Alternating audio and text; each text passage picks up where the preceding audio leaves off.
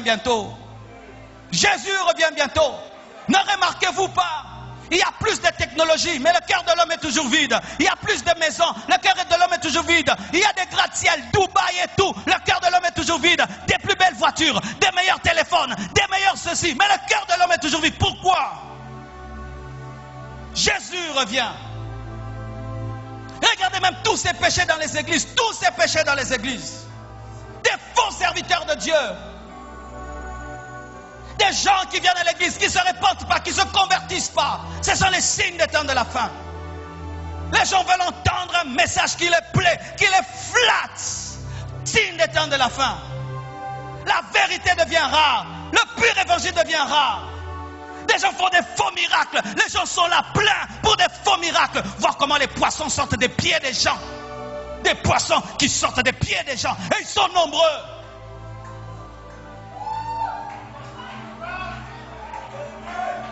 Des signes des temps de la fin.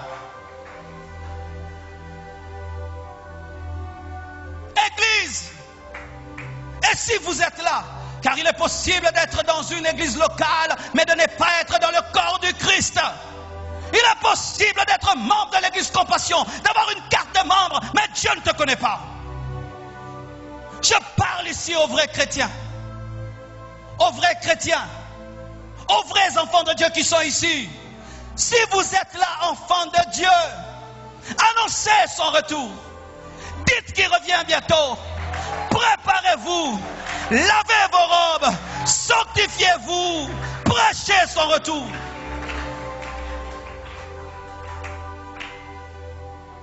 Si la première église a reçu l'onction le jour de la Pentecôte, il y a une onction plus grande qui va venir sur la dernière église, qu'on appelle la pluie de l'arrière-saison, qui sera plus forte et plus grande, car nous devons avoir la puissance. Un réveil est en train de naître.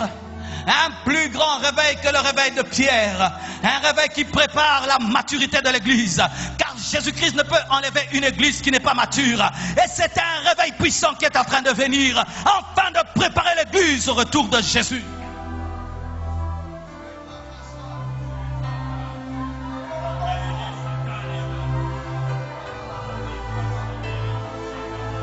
Dieu va susciter de toutes parts des prédicateurs qui ne sont pas connus, avec un puissant message de sainteté. Dieu va susciter de toutes parts des visions du ciel. Dieu va susciter de toutes parts des gens qui vont mourir et ressusciter et qui vont annoncer qu'ils ont vu l'éternité.